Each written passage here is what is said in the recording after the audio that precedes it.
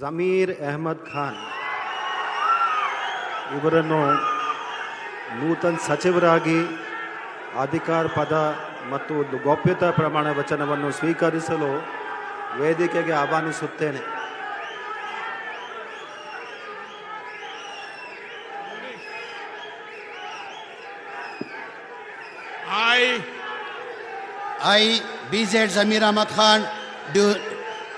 BZ Zamir Ahmad Khan do swear in name of Allah and my mother solemnly affirm that I will bear true faith and allegiance to the Constitution of India by law established, that I will uphold sovereignty and integrity of India, that I will faithfully, conscientiously discharge my duties as a Minister of State of Karnataka, and that I will do right to all manners of the people accordance to the Constitution and the law without fear or favor, affection or ill will.